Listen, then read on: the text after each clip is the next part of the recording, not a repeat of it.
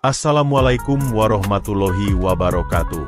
Sebelum menyimak kisahnya, silahkan tekan tombol subscribe terlebih dahulu, dan tinggalkan komentar dengan menuliskan sholawat sebagai bentuk rasa cinta dan penghormatan kita. Selamat menonton. Di sebuah penjara dengan reputasi sebagai salah satu tempat terberat di Amerika, seorang pria muslim bernama Zayed menjadi pusat perubahan yang tak terduga. Dengan iman dan akhlak mulianya, ia menjadi simbol cahaya di tempat penuh kekerasan dan keputusasaan. Inilah kisah Zayed. Zayed adalah seorang pria muslim berusia 34 tahun, dikenal oleh teman dan keluarganya sebagai sosok yang jujur, penyayang, dan rendah hati. Ia bekerja sebagai pengemudi ekspedisi untuk menghidupi istri dan putrinya yang baru berusia 5 tahun. Hidupnya sederhana, tapi penuh dengan kebahagiaan karena ia selalu bersyukur atas nikmat yang diberikan. Suatu hari, ia mendapat tugas dari perusahaannya untuk mengantar sebuah paket besar ke kota lain. Tanpa kecurigaan sedikitpun, ia memuat paket tersebut ke dalam truknya dan mulai perjalanan. Namun, saat tiba di sebuah pos pemeriksaan, polisi menghentikannya dan menemukan isi paket itu berupa narkoba. Zayed langsung ditangkap. Ia mencoba menjelaskan bahwa ia hanya seorang kurir dan tidak tahu apa-apa tentang isi paket tersebut, tetapi pihak berwenang menolak mendengarnya. Zayed dituduh sebagai bagian dari jaringan pengedar narkoba internasional. Proses hukum yang dijalani Zayed terasa seperti mimpi buruk. Di pengadilan, bukti-bukti yang memberatkan tampak jelas, meskipun Zayed terus bersikeras bahwa ia dijebak. Kesaksian dari pihak-pihak yang tidak jujur memperparah situasi. Tak ada seorang pun yang mau mendengar penjelasannya. Pengacaranya pun tampak setengah hati dalam membela dirinya. Mungkin karena menganggap kasus ini sudah kalah dari awal. Akhirnya, hakim menjatuhkan hukuman 15 tahun penjara kepada Zayed. Hatinya terasa hancur mendengar vonis itu. Ia memikirkan istri dan putrinya. Bagaimana nasib mereka tanpanya? Dengan berat hati, ia menerima kenyataan bahwa ia harus menjalani hukuman di penjara yang terkenal brutal dan keras. Namun, dalam kehancurannya, ia tetap meyakini bahwa tidak akan meninggalkannya. Saat pertama kali memasuki penjara, Zayed langsung dihadapkan pada realitas yang mengerikan.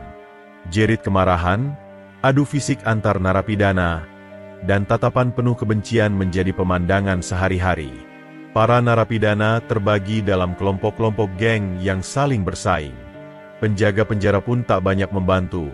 Mereka lebih sering membiarkan kekerasan terjadi, seolah itu bagian dari cara menjaga ketertiban. Zayed, yang tidak memiliki pengalaman hidup di lingkungan seperti ini, merasa sangat tertekan. Awalnya, ia sering menyendiri di selnya, berusaha menghindari konflik dengan siapapun. Ia berdoa dengan penuh harapan agar diberi kekuatan menjalani cobaan ini. Lambat laun, ia menyadari bahwa hanya dengan mendekatkan diri kepada ia bisa tetap bertahan di tempat yang penuh dengan keputusasaan ini. Zayed memutuskan untuk tidak membiarkan kekerasan dan kebencian di penjara mengubah siapa dirinya. Ia mulai menjalani rutinitas hariannya dengan disiplin. Setiap pagi, ia bangun lebih awal untuk sholat subuh. Sepanjang hari, ia mengisi waktu luangnya dengan membaca Al-Quran dan menghafal ayat-ayatnya. Ia juga rajin membantu sesama narapidana, meskipun mereka tidak selalu menerimanya dengan ramah. Sikap Zayed yang sabar, rendah hati, dan tidak mudah terprovokasi membuat beberapa narapidana memperhatikannya. Ia tidak bergabung dengan geng manapun, sesuatu yang dianggap berbahaya di lingkungan seperti itu. Namun, Zayed tetap tenang dan percaya bahwa melindunginya. Salah satu momen yang sangat berkesan adalah ketika ia membagi sebagian makanan kecil yang ia miliki kepada narapidana lain yang tampak kelaparan. Gestur kecil itu, meski sederhana, mulai membuka hati beberapa orang di sekitarnya. Hopper, seorang pria besar dengan tubuh penuh tato, adalah ketua salah satu geng paling ditakuti di penjara. Selama bertahun-tahun, ia menjalani hidup penuh kekerasan dan tak pernah menunjukkan belas kasihan kepada siapapun. Namun, Hopper mulai memperhatikan Zayed yang tampak berbeda dari narapidana lain. Ia penasaran bagaimana Zayed bisa tetap damai dan tenang di tengah lingkungan yang penuh dengan kebencian. Suatu hari, saat Zayed sedang membaca Al-Quran di sudut lapangan penjara, Hopper mendekatinya. "Apa yang kamu baca?" tanyanya dengan nada kasar, lebih karena kebiasaan daripada niat buruk. Zayed, tanpa rasa takut, menjawab dengan ramah, "Ini adalah Al-Quran, firman, memberi petunjuk dan ketenangan bagi siapapun yang membacanya." Percakapan itu menjadi awal dari hubungan yang tidak terduga. Meskipun awalnya skeptis, Hopper mulai sering berbicara dengan Zayed untuk memahami lebih dalam tentang Islam. Ia ingin tahu apa yang membuat Zayed berbeda, dan perlahan, ketenangan Zayed mulai memengaruhi hati Hopper yang selama ini dipenuhi kegelapan. Hopper bukanlah pria yang mudah terpengaruh. Ia adalah pemimpin geng dengan reputasi keras dan berbahaya, yang selama bertahun-tahun menjalani hidup penuh kekerasan. Namun, setelah sering berbicara dengan Zayed, ia mulai merasakan sesuatu yang berbeda di dalam dirinya. Setiap kali Hopper mendengarkan kisah-kisah para nabi yang diceritakan Zayed, tentang ketabahan Nabi Yusuf di dalam penjara, pengampunan Nabi Muhammad kepada musuh-musuhnya, ia merasa seperti sedang bercermin pada hidupnya sendiri. Hopper mulai bertanya pada dirinya, "Jika mereka bisa berubah, kenapa aku tidak bisa?" Ia mulai menjauh dari kebiasaannya yang kasar dan mulai merenungkan banyak hal, sesuatu yang sebelumnya tak pernah terpikirkan olehnya. Zayed, dengan kelembutannya, tidak pernah memaksa Hopper untuk berubah. Ia hanya terus menjadi dirinya sendiri, sabar, rendah hati, dan penuh kasih sayang. Perubahan pada diri Hopper ini kecil pada awalnya, tapi sangat nyata. Orang-orang di sekitarnya mulai memperhatikan bahwa pria yang dulu dikenal sebagai raja kekerasan, kini mulai lebih tenang dan bahkan tersenyum. Transformasi Hopper membawa dampak besar di penjara. Sebagai ketua geng yang memiliki pengaruh besar, perubahan sikap Hopper membuat anggotanya mulai meniru dirinya. Hopper meminta anggotanya untuk berhenti melakukan kekerasan dan tidak lagi memulai kerusuhan dengan geng lain. Beberapa dari mereka awalnya tidak setuju, tetapi karena rasa hormat yang besar kepada Hopper, mereka mengikuti perintahnya. Suasana penjara yang tadinya selalu tegang dan dipenuhi kekerasan perlahan berubah. Beberapa narapidana yang sebelumnya terjebak dalam lingkaran balas dendam, mulai mencari cara untuk mendamaikan perselisihan. Penjara yang tadinya penuh kegelapan, dengan jeritan dan kekacauan setiap malam, kini mulai lebih tenang. Di tengah perubahan itu, banyak yang mulai tertarik pada Zayed, pria yang menjadi sumber perubahan ini. Mereka melihat bagaimana Hopper berubah drastis setelah berbicara dengan Zayed, dan mereka pun ingin tahu lebih banyak tentang Islam dan ajaran yang membuat Zayed begitu damai. Penjaga penjara, yang awalnya menganggap Zayed hanyalah seorang narapidana biasa, mulai menyadari ada sesuatu yang berbeda sejak kehadirannya. Mereka memperhatikan bahwa tingkat kekerasan di penjara menurun secara signifikan. Konflik antar geng yang sebelumnya seringkali memicu kerusuhan kini hampir tidak terdengar. Penjaga yang biasanya harus bersiap menghadapi perkelahian, kini bisa menjalankan tugas mereka dengan lebih tenang. Beberapa penjaga bahkan mendapati diri mereka penasaran dengan Zayed dan apa yang membuatnya mampu membawa perubahan ini. Dalam kesempatan tertentu, beberapa penjaga mendekati Zayed untuk berbicara. Mereka kagum dengan kepribadian Zayed yang tetap sopan dan penuh hormat meskipun berada dalam kondisi yang sulit. Ada juga penjaga yang meminta Zayed untuk mendoakan mereka, karena mereka merasa ada sesuatu yang spesial dalam cara Zayed berdoa dan berbicara tentang Tuhannya. Penjaga mulai melihat Zayed bukan sebagai seorang narapidana, tetapi sebagai sosok yang membawa kedamaian. Namun, tidak semua orang di penjara senang dengan perubahan ini. Ada kelompok-kelompok tertentu, terutama mereka yang selama ini memanfaatkan kekerasan dan kerusuhan untuk mendominasi penjara, merasa terganggu dengan keberadaan Zayed. Mereka melihat perubahan yang dibawa Zayed sebagai ancaman terhadap kekuasaan mereka. Kelompok ini mulai menyusun rencana untuk mengintimidasi Zayed. Mereka mengirimkan pesan ancaman melalui narapidana lain, bahkan mencoba memprovokasi Zayed dengan ejekan dan fitnah. Namun, Setiap kali mereka mencoba memancing emosi Zayed, ia selalu menjawab dengan senyuman dan doa. "Aku hanya bergantung kepada," kata Zayed ketika salah satu narapidana mencoba mengintimidasinya. Perlakuan Zayed yang penuh kesabaran membuat mereka bingung. Sebagian besar dari mereka terbiasa melihat musuh mereka membalas dengan kemarahan, tapi Zayed tidak pernah merespons dengan cara itu. Ini membuat kelompok tersebut semakin frustrasi dan bingung bagaimana cara menjatuhkannya. Zayed tetap teguh dalam menghadapi segala tekanan dan ancaman. Ia meyakini bahwa ujian ini adalah bagian dari rencana untuk menguji keimanannya. Ketika kelompok tersebut mencoba mengganggu syalatnya atau merusak musola kecil yang ia buat bersama beberapa narapidana lain, Zayed tetap tidak membalas dengan kemarahan. Sebaliknya, ia memperbanyak doa dan mengingatkan para narapidana lainnya untuk tidak terprovokasi. Satu persatu dari anggota kelompok yang menolak mulai merasa malu melihat sikap Zayed yang tak tergoyahkan. Bahkan beberapa dari mereka, setelah menyaksikan keteguhan iman Zayed, mulai mendekatinya secara diam-diam untuk bertanya tentang Islam. "Bagaimana kau bisa begitu sabar?" tanya salah satu anggota kelompok itu suatu hari. Zayed menjawab, "Karena aku tahu, selalu bersamaku. Tak ada yang bisa menyakitiku tanpa izinnya." Jawaban itu menancap di hati orang tersebut, dan tak lama setelah itu, ia memutuskan untuk memeluk Islam. Perlahan, kelompok yang tadinya menentang Zayed mulai terpecah. Sebagian besar dari mereka akhirnya luluh oleh keteguhan Zayed dan memilih untuk mengikuti jalannya, sementara sisanya berhenti mengganggunya. Hal ini semakin memperkuat posisi Zayed sebagai simbol kedamaian dan cahaya di penjara tersebut. Seiring berjalannya waktu, semakin banyak narapidana yang tertarik untuk mengenal Islam melalui Zayed. Mereka bukan hanya kagum pada kata-kata Zayed, tetapi juga pada keteladanan sikapnya yang konsisten. Dalam situasi di mana kebencian dan kekerasan adalah hal yang biasa, Zayed menunjukkan kebaikan yang tulus tanpa pamrih. Banyak narapidana yang mendatangi Zayed untuk bertanya, "Apa yang membuatmu begitu tenang, bahkan di tempat seperti ini?"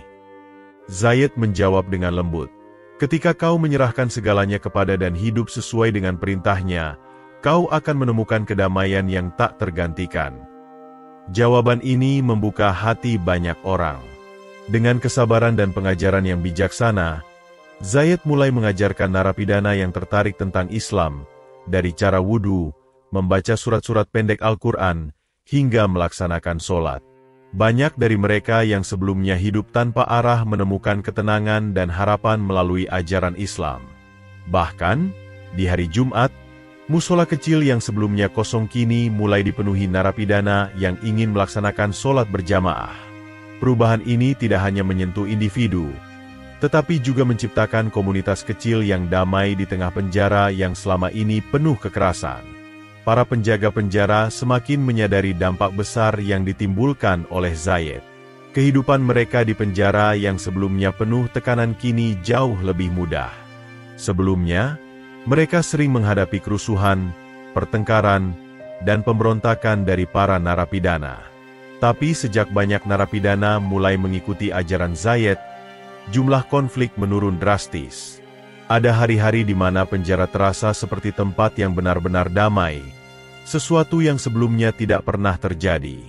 Beberapa penjaga bahkan mulai menghormati Zayed, melihatnya bukan sebagai narapidana biasa, tetapi sebagai seseorang yang memiliki kekuatan moral luar biasa. Salah satu penjaga bernama Miller, yang selama ini dikenal keras dan tidak ramah terhadap para narapidana, pernah diam-diam menyaksikan Zayed saat sedang memimpin sholat berjamaah. Miller, yang sebenarnya memiliki masalah pribadi di luar penjara, mendekati Zayed suatu hari.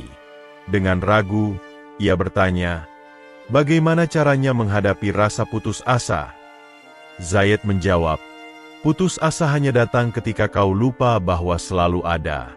Mintalah kepadanya, karena dia tidak pernah mengecewakan hambanya." Jawaban itu menggugah hati Miller. Hubungan yang terjalin antara Zayed dan beberapa penjaga menjadi bukti bahwa pesannya bukan hanya untuk narapidana, tetapi untuk semua orang di sekitarnya. Di balik semua perubahan positif ini, Masih ada beberapa kelompok di penjara yang tidak senang dengan keberadaan Zayed.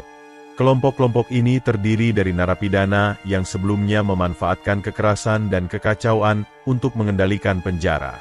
Mereka merasa bahwa Zayed telah merusak keseimbangan kekuasaan di penjara, di mana rasa takut adalah alat utama untuk mendapatkan dominasi. Mereka menganggap Zayed sebagai ancaman, bukan hanya karena pengaruhnya, tetapi juga karena semakin banyak narapidana yang bergabung dengan komunitas damai yang ia bangun.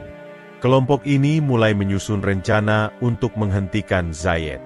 Mereka mencoba menakut-nakuti para narapidana lain yang mendukung Zayed dengan ancaman kekerasan, bahkan mencoba merusak musola kecil yang menjadi pusat kegiatan ibadah di penjara.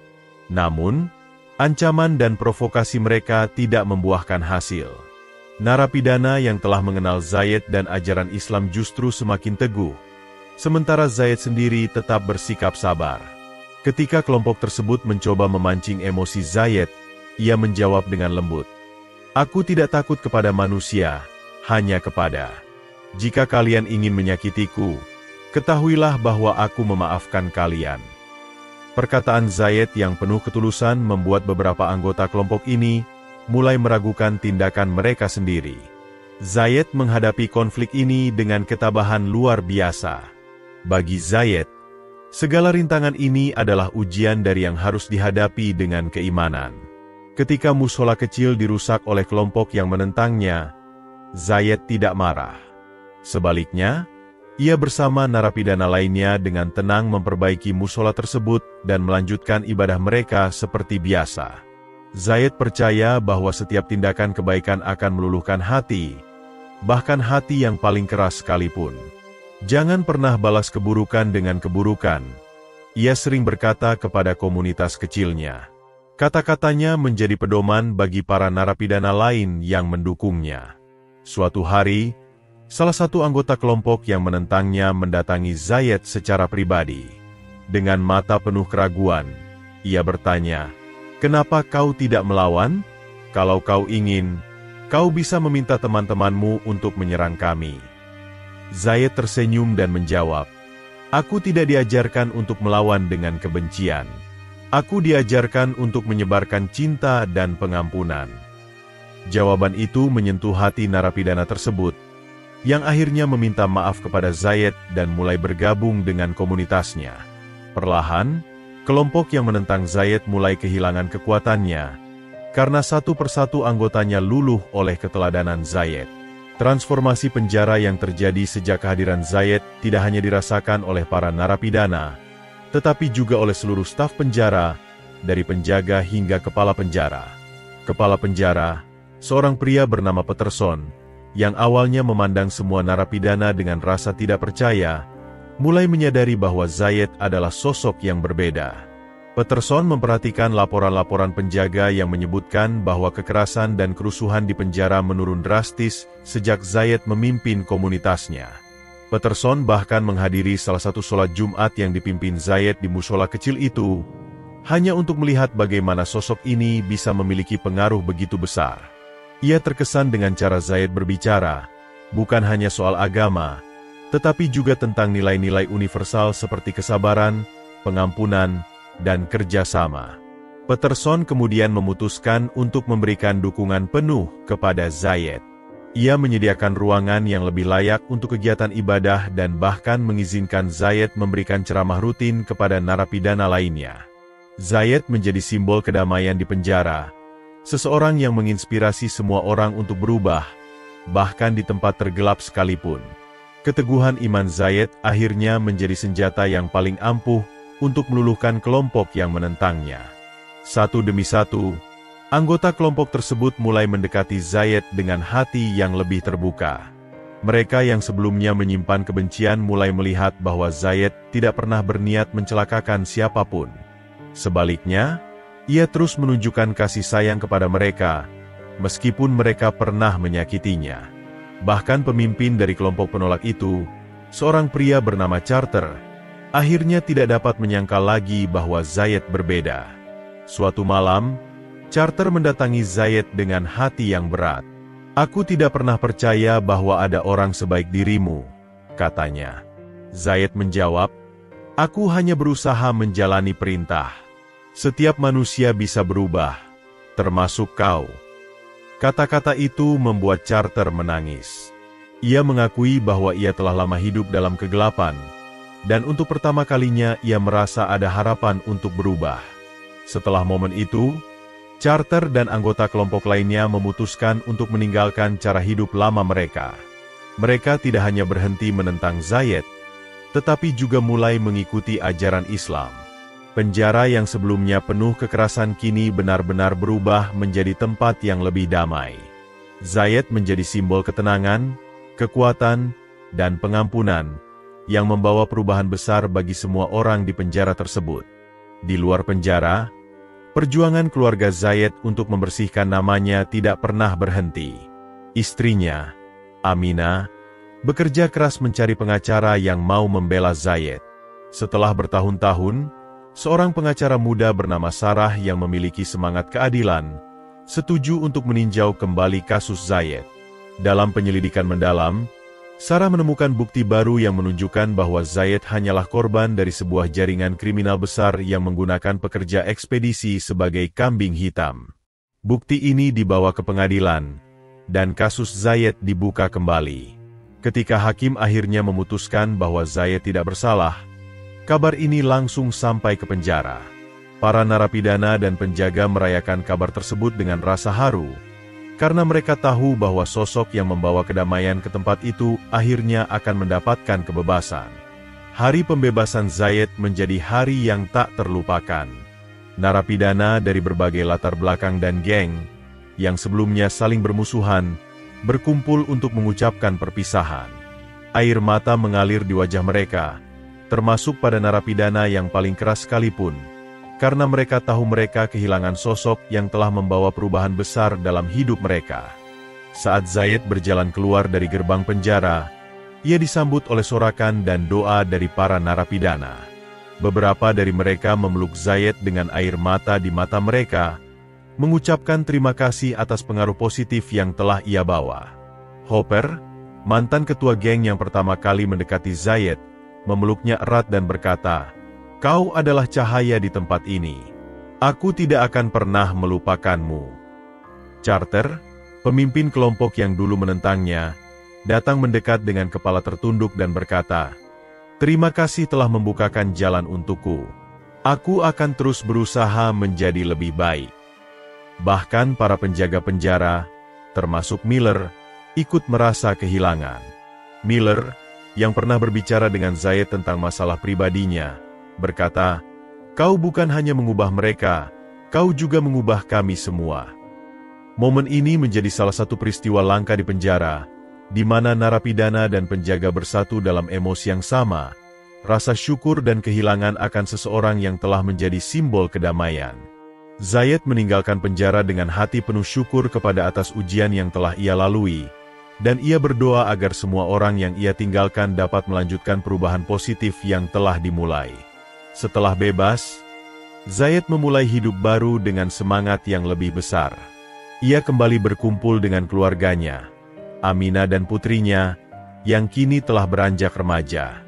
Momen itu adalah anugerah yang sangat ia syukuri, setelah bertahun-tahun terpisah karena ketidakadilan. Namun, Zayed tidak melupakan misi hidupnya. Ia menyadari bahwa cobaan yang ia lalui adalah bagian dari rencana untuk menjadikannya pembawa pesan kedamaian. Ia mulai aktif berdakwah di komunitasnya dan di tempat-tempat lain. Banyak organisasi keagamaan dan sosial yang mengundangnya untuk berbicara, karena kisahnya telah menjadi inspirasi bagi banyak orang. Zayed juga terus berhubungan dengan penjara tempat ia pernah ditahan. Ia mengirimkan buku-buku Islam dan pesan-pesan motivasi untuk narapidana yang ia tinggalkan, memastikan bahwa mereka tetap memiliki panduan untuk melanjutkan hidup mereka. Bahkan Kepala Penjara Peterson meminta Zayed untuk menjadi pembicara dalam program rehabilitasi di penjara tersebut. Kehidupan baru Zayed menjadi bukti nyata bahwa ujian berat bisa menjadi pintu menuju kebaikan yang lebih besar. Kisah Zayed menjadi inspirasi bagi banyak orang, baik di dalam maupun di luar penjara. Ia membuktikan bahwa keimanan dan akhlak yang mulia mampu mengubah tempat tergelap menjadi sumber cahaya. Dari seorang narapidana yang dijebak dan dijatuhi hukuman berat, ia menjadi simbol harapan, pengampunan, dan kekuatan. Tidak hanya narapidana, tetapi juga penjaga penjara dan orang-orang di luar penjara mendapatkan pelajaran berharga dari keteladanan Zayed. Penjara yang sebelumnya terkenal sebagai tempat paling keras kini dikenal sebagai penjara dengan tingkat rehabilitasi terbaik, berkat perubahan yang dimulai oleh Zayed. Sebuah komunitas damai telah terbentuk di tempat itu, membuktikan bahwa manusia bisa berubah jika diberi kesempatan dan bimbingan yang tepat. Zayed sendiri terus melanjutkan dakwahnya, menyebarkan pesan bahwa selalu bersama mereka yang bersabar, bahkan di tempat tergelap sekalipun. Ia adalah bukti hidup bahwa cahaya iman mampu menembus kegelapan, dan ia menjadi pengingat bahwa kebaikan, seberapa kecil pun, memiliki kekuatan untuk mengubah dunia.